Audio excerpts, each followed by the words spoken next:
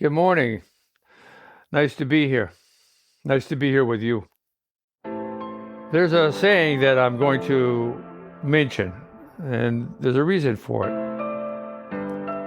So bear with me. Another day, another dollar. That was the saying.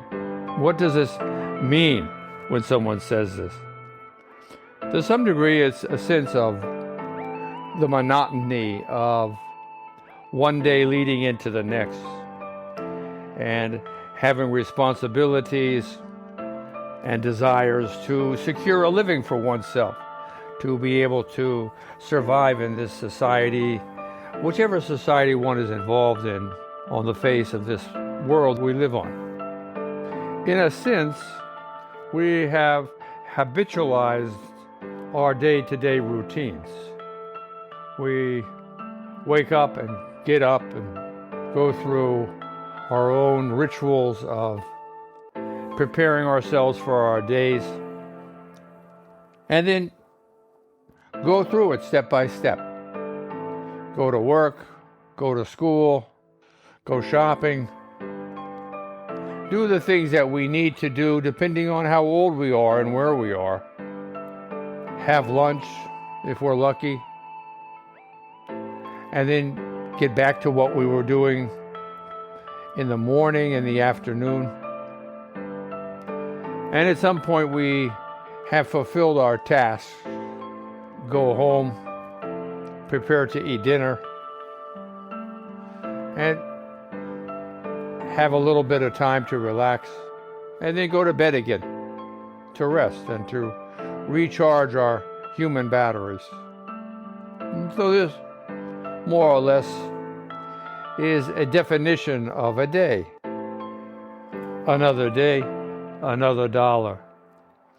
And it's not something that's just started recently. It's something that's been going on for, I suspect, literally thousands of years. That we find it convenient and helpful to have a plan in the way that we live our lives. This is an introduction to where we're going today. But first of all, let's make sure that we're all in a comfortable posture, undisturbed, aware and becoming increasingly aware of our physicality, aware of what on our bodies is touching the ground. Something must be touching the ground, right? Our feet if we're standing, or buttocks if we're sitting, maybe the side of our body or the back of our body if we're laying down. Something is in contact with what we consider a foundation, something solid we can have some degree of rest upon. So being aware of this, and while we're being aware of this, being aware of the sensations that this is bringing into our minds from whatever parts of our body are in contact. Simultaneously to this, being aware that one is thinking in the first place. We have minds that have this ability to communicate, in essence, with different parts of our bodies. Again, be it our feet or our buttocks or some part of our body when we're laying down. And these are all relevant and good ways to find oneself when you want to in a particular posture for mindful meditation or any kind of meditation. Sometimes it feels more comfortable to lay down. Sometimes more comfortable to sit. Sometimes more comfortable to be on one's feet. And they vary in how one's meditation pursues itself. But the point that we're making today is firstly to be aware, as we're saying, with what we're doing. Feeling the warmth emanating from your body. We expand our sense of sensitivity to the surface of our skin wherever we want, but more or less everywhere. And what are we finding? There's a resonance of warmth that's emanating from our bodies. Energy. is moving around our bodies through our vascular systems. Vascular systems. Thinking about one's pulse. Finding one's pulse in different locations, if nowhere else in the wrist crease of one's opposite hand. Being aware, being more aware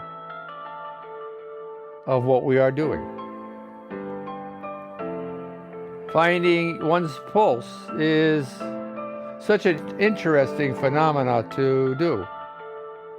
Do you ever have the feeling of one's pulse all of a sudden erupt in one's consciousness, in your arm or in one of your legs or wherever it might all of a sudden occur in such a manner that it's striking as if it's talking to you for no other reason than who knows what? All of a sudden it's like, whoa, here's my pulse. Why all of a sudden am I feeling it here in this location when usually I don't? Odd, right? How this happens? And being aware of what your pulse does. That it circulates this warm, oxygen-laden blood through your system and then through your arteries. And then on a return in your veins to facilitate the cleaning and the exit of the carbon dioxide into your lungs and then out through your nostrils or through your mouth. This is what it does. This is a process that's millions of years old. This is a process that evolved over the span of evolution. It is why I'm enamored with the saying, we are a bundle of miracles, because the reality is that we are.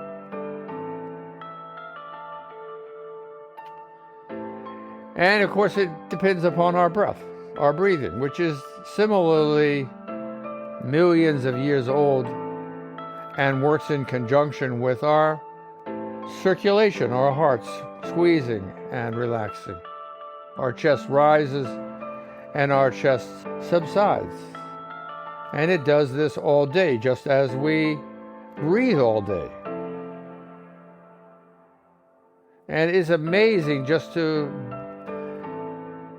take a few moments and be aware of what's going on inside of ourselves. It's a great habit or ritual to include in one's day, preferably in the beginning of one's day, because of its positive influence on one's day. One's different perspective created by having this heightened awareness of just what and whom, where and when, and how we are. It's amazing. Why we are? Well, that's another question altogether. Whom we are? These are good questions. These are questions to ask oneself.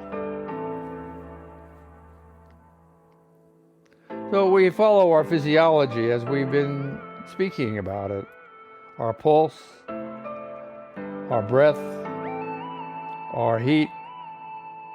And of course, we wouldn't be doing justice to ourselves if we didn't include the energy in each of our cells that is oscillating with life. One can feel a shimmering or a vibration in one's body. So doing all of these, 3 or 4, however you want to look at it, at once, simultaneously, because they're going on simultaneously. So see if you can do that. If you can't do that, then that's a great task to put before oneself, to learn to be able to do, to heighten one's sense of awareness and being calm, feeling a sense of equanimity feeling a sense of grace, of accepting and realizing that one is alive, that one has this miraculous body we are born with. And you're aware of this and proud of this and thankful for this and humble before the majesty of our universe, of all of creation. So, maintaining in this state of mind. And getting back to this statement now of another day, another dollar. The reason I brought that statement up is we want to facilitate and build our practices being that time that we spend in a state of mindfully meditating about ourselves like we're doing right now. And how do we do this? We can create a habit for ourselves. And yet, as Homo sapiens, we all know that there are many, many things going on in our world. And it's easy to have our multitasking minds roam from one idea or concept or thought or visualization or sound. And we do a great job of this as Homo sapiens. And yet it can also help us lose our way because the sun's come out here. Can't believe it. A distraction, right? Speak of the devil. And the point of all of this conversation is resolving in oneself, in one's daily practice, to continue with, to highlight, and to improve one's practice every day. To make sense of what we're doing. To have in one's mind a resolution, a determination of what's important to be done. Another day, another practice to begin my day, to help me fulfill all my obligations and desires in a more meaningful way, is the value and the purpose of this podcast. Not to just add one's practice as just another one of our responsibilities, but to highlight it,